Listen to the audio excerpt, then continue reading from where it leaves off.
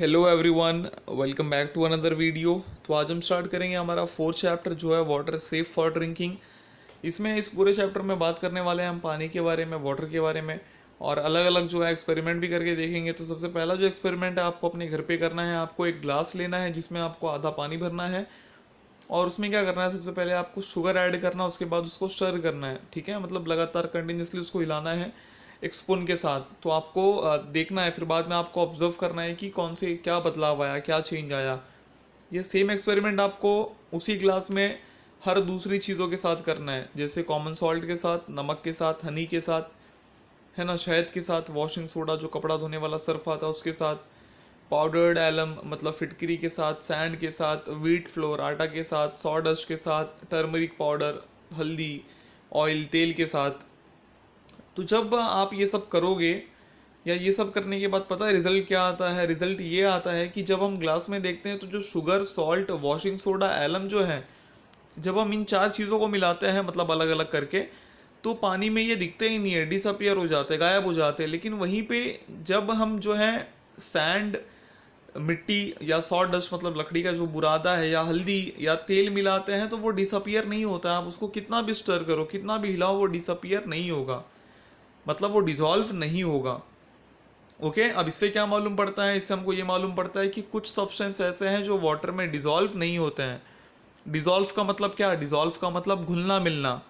तो ये सब्सटेंस घुलते मिलते नहीं है पानी से, लेकिन वही अगर आप शुगर डाल दो, चीनी डाल दोगे अगर, तो आपको कुछ देर बाद में पानी में मतलब चीनी दिखेगा ही नहीं। लेकिन वही अगर आप तेल डाल दो, तो ऐसा नहीं है कि मतलब थोड़ी देर के बाद जो तेल है वो गायब हो जाएगा।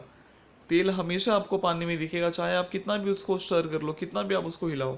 ठीक है, इससे हमको ये मालूम पड़ता है कि कुछ सब्सटेंस जो है डिजॉल्व हो जाते हैं पानी में, कुछ सब्सटेंस नहीं होते हैं। तो जो सब्सटेंस डिजॉल्व होता है वाटर में, वो पूरे पानी में फैल जाता है। तो जब नमक डिजॉल्व होता है वाटर में, तो जो वाटर कंटेनर में जो वाटर होता है, जो पानी होता है, उसका जो टेस्ट आता है वो थोड़ा सॉल्टी आता है ना, नमक वाला टेस्ट आता है। और जब शुगर डिजॉल्व होता है पानी में, तो शुगर दिखता नहीं है, लेकिन टेस्ट थोड़ा बहुत शुगर का आता है हमको। कभी भी आप आपने पिया होगा या ट्राई करना आज, पानी लेना, पानी में शुगर मिलाना, उसको पीना, तो वो मीठा मीठा लगेगा वो, है ना। हमको उसमें दिखा नहीं कि शुगर है, लेकिन टेस्ट आया तो शुगर है वहाँ पे। लेकिन शुगर क्या हो गया? डिजॉल्व हो चुका है, मतलब घुल मिल चुका है। ठीक है, अब यहाँ पे एक नया टर्म आता है जो आपको याद रखना है, जो है आपका सॉल्यूशन। अब सॉल्यूशन क्या होता है? तो जब भी किसी सब्सटेंस को, पहले मैं ये पूरा पढ़ लेता हूँ, बाद में आपको समझा देता हूँ। तो when a substance dissolves in water, a mixture of that substance and water is formed. The mixture is called the solution of that substance. मतलब पानी में अगर हम कोई सब को डिसॉल्व कर रहे हैं, मतलब घुलाने मिलाने की कोशिश कर रहे हैं, तो उस समय क्या होता है? एक मिक्सचर क्रिएट होता है। मिक्सचर मतलब किसी चीज़ को अगर आप मिक्स करो तो मिक्सचर क्रिएट होगा। तो यहाँ पे किसका मिक्सचर क्रिएट होगा? उस सब्सटेंस का और पानी का। इसी मिक्सचर को हम क्या बोलते हैं? Solution of that substance. मतलब अब यहाँ पे सब्सटेंस का मतलब क्या? मतलब आप कोई भी सामान ले सकते हो। मैं एग्जांपल ले लेता हूँ नमक का। आपने नमक ले लिया, आपने नमक को पानी में डिसॉल्व किया, तो अभी ये एक आपका क्या मिक्सचर बन जाएगा? किसका मिक्सचर बन जाएगा? उस सब्सटेंस का, मतलब नमक का और पानी का मिक्सचर बन जाएगा। तो मिक्सचर को क्या बोलेंगे? मिक्सचर को हम बोलेंगे सॉल्यूशन। किसका सॉल्यूशन बोलेंगे? उस सब्सटेंस का। मतलब हमने एग्जांपल लिया नमक, तो मतलब वो जो पूरा पानी होगा उसको हम क्या बोलेंगे? भाई नमक वाला पानी है, मतलब सॉल्यूशन है। किसका सॉल्यूशन है? नमक का, सॉल्ट का। ठीक है, तो इसको हम क्या बोलते हैं? सॉल्यूशन। समझा आपको? तो ये आपको बुक में लिख लेना है। तो ये होता है आपका सॉल्यूशन। तो आपने कभी मतलब ऐसा देखा होगा, ऑब्जर्व किया होगा अपने फैमिली में, या कभी ऐसे मतलब बहुत बार ऐसे जो केसेस होते हैं कि कभी कभी जो है लूज मोशन होता है हमको, तो हम उस समय एक सॉल्यूशन देते हैं। सॉल्यूशन मतलब सॉल्ट और शुगर को जो है मिला के देते हैं वाटर में, उनको पीने के लिए, ड्रिंक करने के लिए। इसी सॉल्यूशन को बोलते हैं हम ORS। ठीक है, ORS का फुल फॉर्म क्या होता है बच्चों? Oral rehydration solution. या फिर कोई अगर पेशेंट जो है हॉस्पिटल में भर्ती हो, उसको अगर एडमिट किया हो, तो उसको कभी कभी सलाइन पे लगा दिया जाता है। इसका मतलब क्या है? इसका मतलब उसको सॉल्यूशन दिया जाता है नमक का। ठीक है, नमक का किस में? पानी में।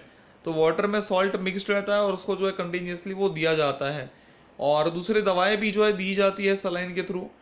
ओके, और यहाँ पे अभी कुछ आपको जो बताता हूँ मैं, कुछ चीज़ें आपको यहाँ पे समझनी है। अब जो आपका सी वाटर होता है, मतलब जो समुद्र का पानी होता है, क्या हम उसको भी पी सकते हैं? उसको हम नहीं पी सकते। क्यों? क्योंकि वो सॉल्टी होता है टेस्ट में, क्योंकि वहाँ पे उस पानी में जो है आपको एक सॉल्यूशन मिलेगा सॉल्ट का, जो नेचुरली मिलता है, ऐसा नहीं कि कोई जाके वहाँ पे मिला देता है, नेचुरली मिलता है, और उसको हम पीने के लिए यूज़ नहीं कर सकते।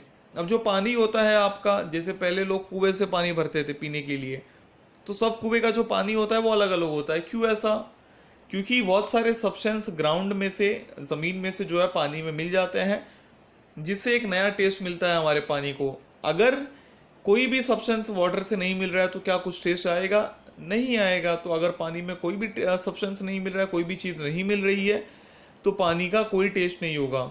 तो वैसे ही अगर आप कोई सोडा वाटर बॉटल खोलो, मतलब आपने कभी ऐसे जो है कोल्ड ड्रिंक पी होगी, तो जैसे हम कोल्ड ड्रिंक खोलते हैं कुछ बबल्स बाहर आते हैं, है ना? तो वो बबल्स कैसे आते हैं? तो इन सोडा वाटर को बनाने के लिए गैस का इस्तेमाल किया जाता है। उस गैस को क्या बोलते हैं हम? Carbon dioxide. ओके, गैस को क्या बोलते हैं हम? Carbon dioxide. तो यहाँ पे आप देख सकते हो, ये है आपका कार्बन डाइऑक्साइड, इसका फॉर्मूला होता है CO2। खैर आपको उतना ज़्यादा याद नहीं करना है, लेकिन आपको बस पता होना चाहिए। तो CO2 को हम ऐड करते हैं और उससे हमारा जो है बबल फॉर्म जो है क्रिएट होता है। वैसे अगर आप एक बॉटल में सिर्फ पानी भर लो और उसका ढक्कन खोलो तो बबल नहीं आएगा, क्योंकि उसमें गैस नहीं है। कौन सा गैस? CO2, मतलब कार्बन डाइऑक्साइड। लेकिन वही अगर आप एक ठंडी की बॉटल ले लो, थम्स अप या स्प्राइट ले लो, और उसको खोलो तो आपको जो है बबल दिखेगा। समझ में आ रहा है बच्चों? आगे बढ़ते हैं। अब हम जानेंगे कुछ और चीज़ों के बारे में। अब यहाँ पे एक और ये है एक्टिविटी है। तो आपको आपके कंपोस्ट बॉक्स में से एक प्लास्टिक रूलर, एक इरेजर मतलब रबड़, आपका rubber pencil, sharpener, rubber band और कंपास लेना है। और अपने घर में से एक स्टील लेना है, मतलब एक स्टील का चम्मच लेना है, एक प्लास्टिक स्पून लेना है, ग्राउंडनट शेल्स लेने हैं, आयरन नेल्स मतलब कुछ खिल्ले ले लेने हैं, स्क्रू लेना है, और एक सिक्का कॉइन ले लेना है। बाहर से कुछ पत्थर ले लो, ट्विग्स ले लो, पत्ते ले लो, सॉइल ले लो। अब इनको आपको क्या करना है? पानी में डाल देना है, और आपको ऑब्जर्व करना है कि ये पानी में सिंक करेंगे या फ्लोट। सिंक मतलब एकदम अंदर बैठ जाएंगे, फ्लोट मतलब ऊपर ही ऐसे जो है ठहरेंगे, जैसे आप यहाँ पे देख सकते हो। ओके, यहाँ पे आप देख सकते हो ये फ्लोट कर रहे हैं, ठीक है। और ये नीचे क्या हो गया? सिंक, मतलब एकदम जो है डूब चुका है इसमें। ओके, तो आपको ये काम करना है, ठीक है। तो अगर आप ये करोगे तो आपको पता है क्या दिखेगा? जो इरेजर, शार्पनर, स्टील स्पून मतलब जो चिम्मच है, जो नेल है, जो स्क्रू है, जो स्टोन है, कॉइन है, जो कंपास है, ये और जो सॉइल है, वो वाटर में सिंक हो जाएंगे। सिंक मतलब अंदर बह जाएंगे, अंदर बैठ जाएंगे, डूब जाएंगे। लेकिन वहीं पे कुछ चीज़ें ऐसी हैं, जो बची हुई चीज़ें वो क्या करेंगी? फ्लोट करेंगी। इससे क्या मालूम पड़ता है? इससे हमें ये मालूम पड़ता है कि जो जो चीज़ें लाइटर होती है, लाइटर का मतलब क्या होता है? हल्की, ठीक है। The things that float are lighter than water. तो ऐसी चीज़ें फ्लोट करेंगी। फ्लोट का मतलब क्या होता है? पानी के ऊपर तैरना, ऐसी, है ना। तो जो चीज़ें पानी से हल्की होंगी वो क्या करेंगी? फ्लोट करेंगी। क्या करेंगी? फ्लोट।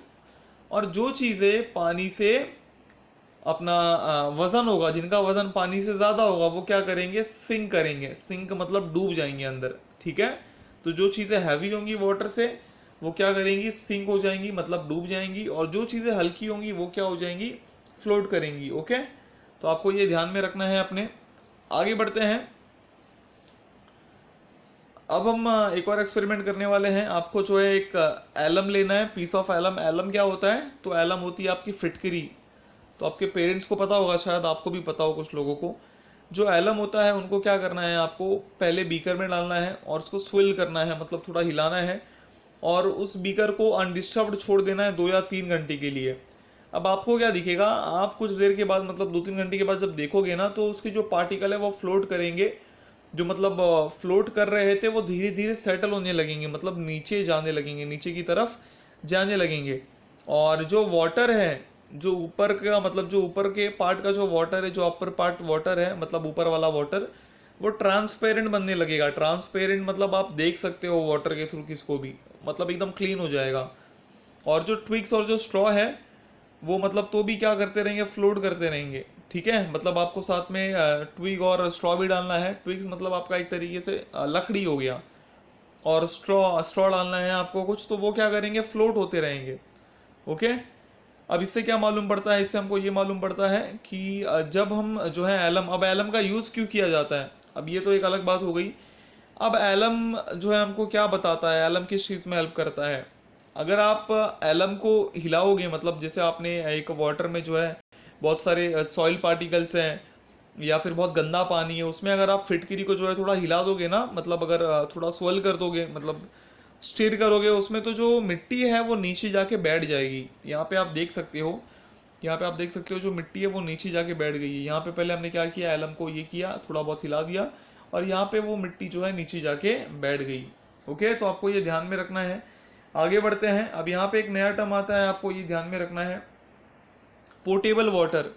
पोर्टेबल वाटर मतलब क्या, तो ऐसे वाटर जो सेफ है हमारे ड्रिंकिंग के लिए, वाटर सेफ फॉर ड्रिंकिंग। तो ऐसे वाटर जो हमारे हेल्थ को प्रॉब्लम नहीं पहुंचाते हैं, ठीक है, water that does not endanger our health in any way when we drink it is called safe drinking water और पोर्टेबल वाटर। मतलब ऐसा पानी जो हमको कोई भी नुकसान नहीं पहुंचाता है, उसको हम क्या बोलते हैं, सेफ ड्रिंकिंग वाटर या फिर पोर्टेबल वाटर। तो आपको ये ध्यान में रखना, ये डेफिनेशन आपको लिखना भी है, साथ में याद भी कर लेना है। ओके, आगे बढ़ते हैं। अब हम बात करेंगे, अब पोर्टेबल वाटर के बारे में कुछ बात करते हैं। अब जो पानी पीते हैं हम, तो वो सेफ होना चाहिए, है ना, हमारे हेल्थ के लिए। वरना अगर आपने कुछ मतलब कोई ऐसा पानी पी लिया जो अच्छा नहीं है हमारे हेल्थ के लिए, तो आपको बहुत सारे प्रॉब्लम्स हो सकते हैं। अब जो प्योर वाटर होता है, मतलब अच्छा जो पानी है, उसका कोई टेस्ट नहीं होता, ना उसका कोई स्मेल होता है, ना उसका कोई कलर होता है। अगर पानी में कलर है या कोई फॉल स्मेल आ रही है, मतलब गंदी बदबू आ रही है, तो हमको उस पानी को नहीं पीना चाहिए, मतलब वो पानी प्योर नहीं है। तो हमेशा वही पानी पीने का जो साफ़ हो और जिनमें से कोई बदबू ना आए, कोई मतलब ये ना आए, ठीक है। वो क्या कर देगी हमको, ये जो ऐसे पानी होते हैं जिनमें से बदबू आती है, वो हमको बीमार कर देंगे। तो जब हमको अभी ये प्रॉब्लम कब देखने को मिलती है, ये प्रॉब्लम हमको बारिश में देखने को मिलती है। बारिश में जो पानी आता है ना, बहुत गंदा आता है। तो पानी में जो है, तो जो बारिश का जो पानी आता है, वहाँ पे हम जो है एलम का यूज़ करते हैं। और उसका यूज़ क्यों करते हैं, वाटर को फिल्टर करने के लिए। अब जो उसका मडीनेस है, मतलब जो थोड़ा मिट्टी रहता है, जो मिट्टी रहता है अपना पानी में, वो क्या हो जाता है, डिसअपियर हो जाता है। किस वजह से, एलम की वजह से, ठीक है। और एलम जो है वाटर को हेल्प करता है ट्रांसपेरेंट बनने में, जैसा मैंने आपको ऊपर बताया था, जो वाटर एकदम क्लीन हो जाता है एलम की मदद से। तो इस वजह से बारिश के मौसम में हम एलम, एलम का मतलब क्या होता है, फिटकरी, फिटकरी का इस्तेमाल करते हैं। अब यहाँ पे एक नया टर्म है आपके लिए, आपको जो है इसको याद रखना है, लिखना भी है, माइक्रो। माइक्रो का मतलब क्या होता है, माइक्रो का मतलब बहुत छोटा, वेरी वेरी स्मॉल। और ऑर्गेनिज्म का मतलब क्या होता है, ऑर्गेनिज्म मतलब एक लिविंग थिंग। अब इन दोनों को अगर हम साथ मिला दें, माइक्रो ऑर्गेनिजम्स, तो वो क्या हो जाएगा, एक ऐसा लिविंग थिंग जिसको हम आँख से नहीं देख सकते या फिर मैग्नीफाइंग ग्लास से भी नहीं देख सकते, ठीक है। अब तो उसको देखेंगे कैसे, तो उसको हम देखेंगे माइक्रोस्कोप से। तो एक ऐसा इंस्ट्रूमेंट है माइक्रोस्कोप, जो हमको हेल्प करता है बहुत सारी छोटी छोटी चीज़ों को देखने के लिए, जो हम अपनी आंखों से या फिर मैग्नीफाइंग ग्लास से नहीं देख सकते, ठीक है बच्चों, ध्यान रखना।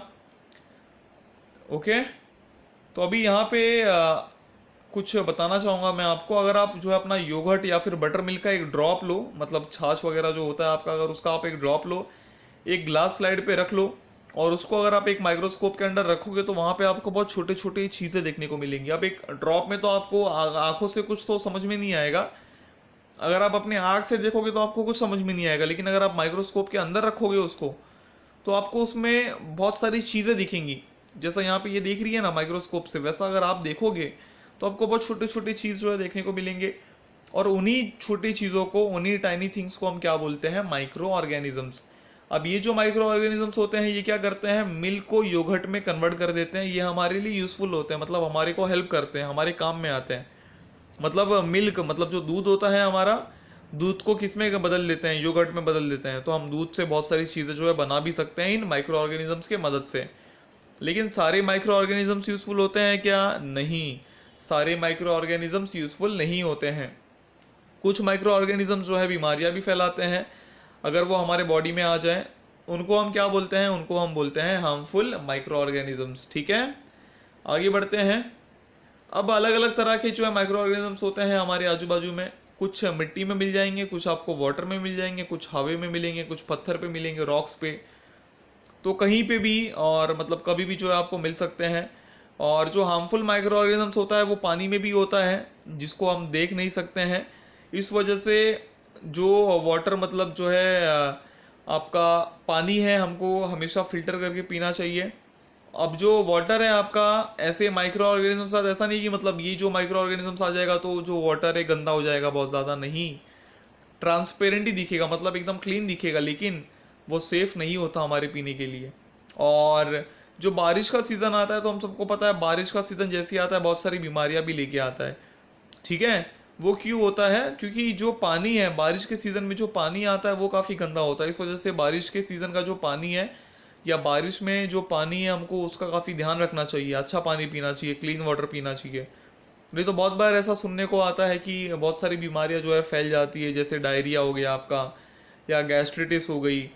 तो उस समय क्या करना चाहिए, जो पानी है हमको बॉईल करके अच्छे से क्लीन करके फिल्ट्रेशन करके जो है पानी पीना चाहिए। तभी जो वो पानी है क्या हो जाता है, सेफ हो जाता है हमारे ड्रिंकिंग के लिए। अगर आप बॉईल करोगे वाटर को तो उससे होगा क्या, तो जो बॉइलिंग है वो पानी में जितने भी माइक्रो ऑर्गेनिजम्स होते हैं उनको किल कर देता है और हमको पानी से बचाता है। ओके, तो आपको ये ध्यान में रखना है। तो हमने क्या क्या पढ़ लिया इस चैप्टर में, एक बार रिवाइज कर लेते हैं फटाफट। सबसे पहले हमने क्या पढ़ा, हमने ये पढ़ा कि कुछ सब्सटेंस जो है डिजोल्व होते हैं वाटर में, है ना, some substances dissolve in water, और कुछ सब्सटेंस जो है डिजोल्व नहीं होते हैं। तो आपको ये ध्यान में रखना है। तो सब्सटेंस दो टाइप के होते हैं, पहले वो जो डिजोल्व होते हैं, ओके, और दूसरे वो जो डिजोल्व नहीं होते हैं, जो डिजोल्व नहीं होते हैं, ओके।